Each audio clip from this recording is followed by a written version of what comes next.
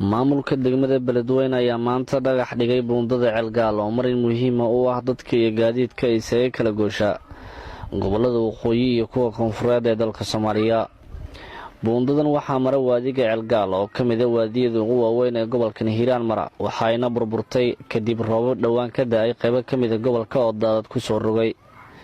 maamulka gobolka Hiiraan iyo kan degmada Beledweyne oo maalmihii la soo dhaafay waday dadaalo kala duwan oo dhismaha buundada loogu sameynayo si isu socodka dadka iyo gaadiidka xilligan kala xiran mar kale ay soo furmaan, ayaa maanta gudoomiyaha degmada Beledweyne Maxamed Axmed Food Caday iyo waliba wasiirka dekedaha iyo gaadiidka badda ee Hirshabeelle Xildhibaan Faarax Maxamed Cismaan oo si wada jira buundada maanta u dhagax dhigay dhismaha lagu sameynayo oo durba bilowday, ayaa ka dalbaday hay'adaha iyo ganacsatada in maamulka ay ka gacan siiyaan sidii buundada dhismaheeda loo soo gabagabeyn lahaa.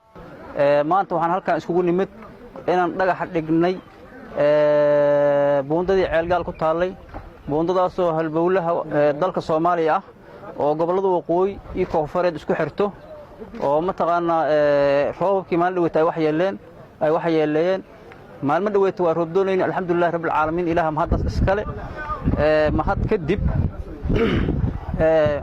roob annaga hadii ilaahay noo keeno roob ilaahay ma daasan karno, laakiin waxaan samaysan karnaa hadii ay mataqaanaa oo dhulka wixii soo gaar waa samaysan karnaa. maanta halkaan waxaan isku waxa waaye buundadaas aan dhagax dhignay inaan sameeyno, inaan mataqaanaa meelaha oo ay liiga ka bixiso aan sameeyno, inaan buundooyin kale oo mataqaanaa oo xoogaa rubriso lagu sameeyo. shaqadaas waa inaan qabanno ayaan halkaan iskugu nimid.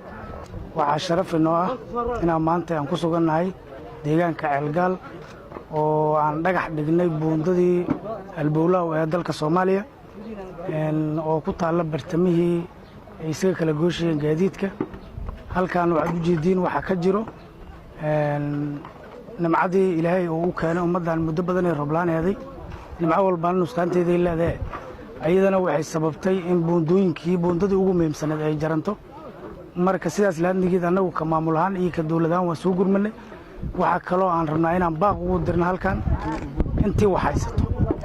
intii waxaysato islaama, maadaama meeshaan hadda aan la dhigi karin waa meel reer Hiiraan kaliya leeyahay, intii muslima waxaysataa inay ka soo qayb galaan, kaalintooda ka qaataan.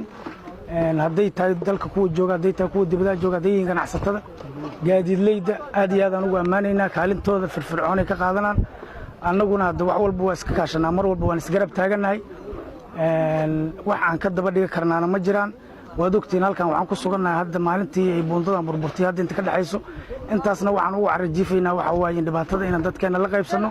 gaadiidka halkaasay tuban yihiin, waa la kala rogayaa. raashinkii magaalada geli lahaa waa kaas halkaas uu yaallaa. kiishkii magaalada uu ka qaaloobay raashinka ahay. waxaasoo dhan oo daruufo aan ognahay.